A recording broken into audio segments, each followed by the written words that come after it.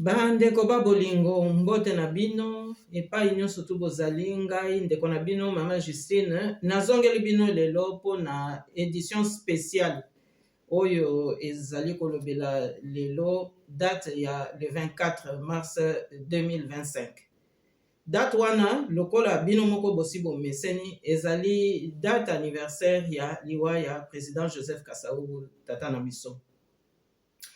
Ezali mbula oyo kotombe na période moko penza oyo bino moko boza komona mboka ezali na confusion moko makasi bamosusu baza kotia elikia na badialogue bamosusu baza kolinga penza ke régime penza échanger mais bamosusu pe baza kocontinue kolela bandeko oyo bazali kokufa kaka na est te mais ata na ouest mboka penza ezindi lisusu makasi toza komona classe politique ayebi lisusu te ba repère ezali wapi bamususu bakomi ba pompier pyromane soki ati moto me alingi sikoyo bamususu nde bakende kozika bamususu pe bazali koyeba lisusu te ndenge nini penza basala soki penza batumoli penza batu baseme tempête me balingi sikoyo batu mususu bakende kosexpose.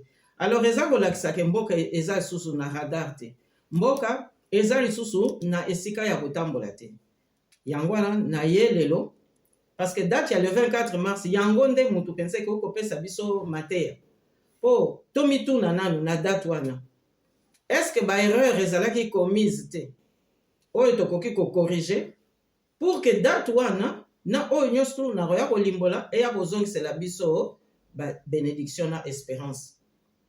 Est-ce que ba faute ezalaki commise te? Est-ce que mbeba ekotaki te?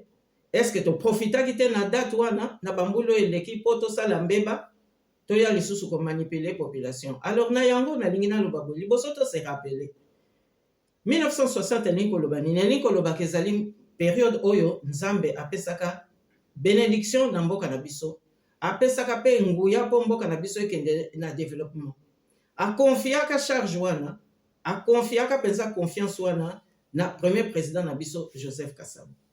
Donc lingi koloba ke tango bamboka nyonso tu basalaka référence na journée ya indépendance bapesaka ba TDOM wana ezali remerciement na tata Nzambe na ndenge apesa libération na mboka. Mais soki sikoyo rupture esalami ndenge biso toyaki ko expérimenter, c'est-à-dire coup d'état yé ko sala rupture, il n'y a jamais eu de remise et reprise. Ce qui veut dire que bénédiction yo tata Nzambe apesaka na maboko ya président Kasavubu et simba makate na Mobutu. Et donc, quelque part, rupture wana ekotisaki déjà mbeba o ya déstabilisation ya kati ya mboka na biso. Alors, il faut koyeba que le 24 mars 1969, tango président Joseph Kasavubu amoni traitement oyo inhumain régime ya Mobutu et salaka ye apesaka testament.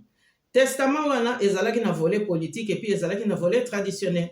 Volet politique asengaki mama na biso na bilenge bandeko bazalaki wana bayebisa Mobutu ke a hypothéquer indépendance nationale te, autrement dit apesa mabele na biso na bapaya te.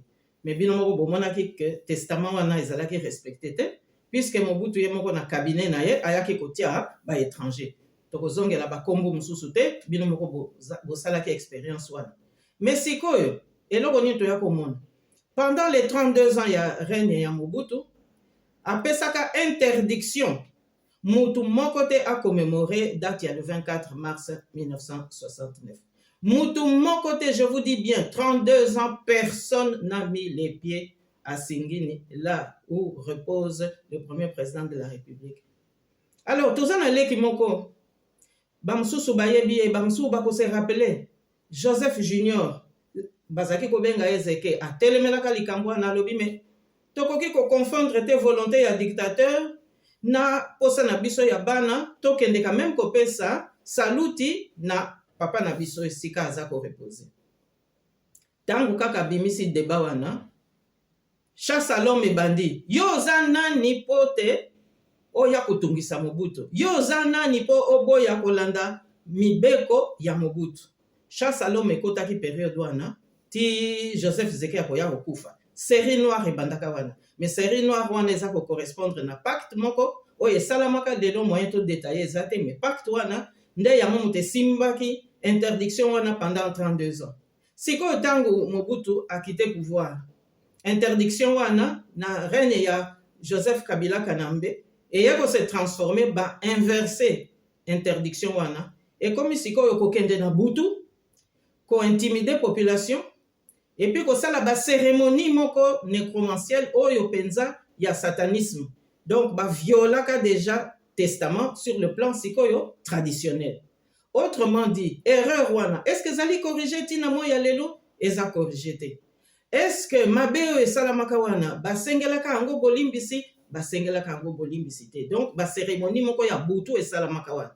Donc elingi koloba ke commando oyo asimbaka pacte ya liboso ya Mobutu oyo baye ko reconduire na période ya Joseph Kabila, eh bien commando wana aye lisusu ko réitérer les mêmes erreurs bakamati pe Félix Tshilombo Tshisekedi yepa ke na butu oyo esalamaki na kati ya butu wana ye moko muta yebi yango elongo na ba oyo basimbaka déjà pacte satanique ya liboso. Alors elingi koloba nini? Elingi koloba ke na mboka na biso ba interdit wana il faut totala bientôt réfléchir.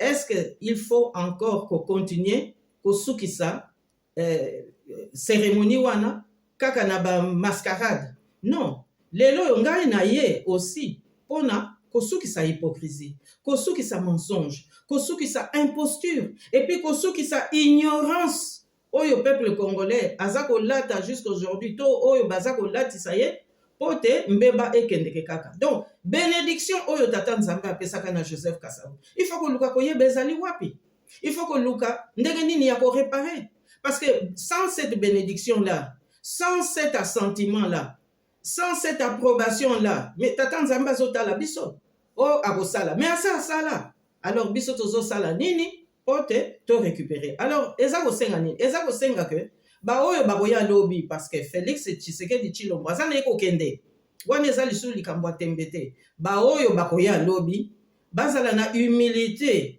ya koluka koyeba testament penza ekendaka na modèle nini, baluka pe kokutana na ba ayant droit babenganaka bango te, soki mutalinga pusa na pembeni ya site wana baluka koyeba likambo ezali ndenge nini, fungola oyo tata Nzambe apesaka Joseph Kasavu ezali wapi, bénédiction wana faut récupérer yango pote mboka na biso ekende liboso. Et vous aurez remarqué que depuis coup d'état ya Mobutu, remise et reprise n'ayant jamais été faite, eh bien eza kolakisa nini ke tozaka ko continuer na errance, tozaka ko continuer na kubunga, tozaka koyeba te. Yango na date ya lelo ya mbula oyo le 24 mars 2025. Normalement, il faut inspirer biso nyonso, méditation, réflexion, retour aux sources.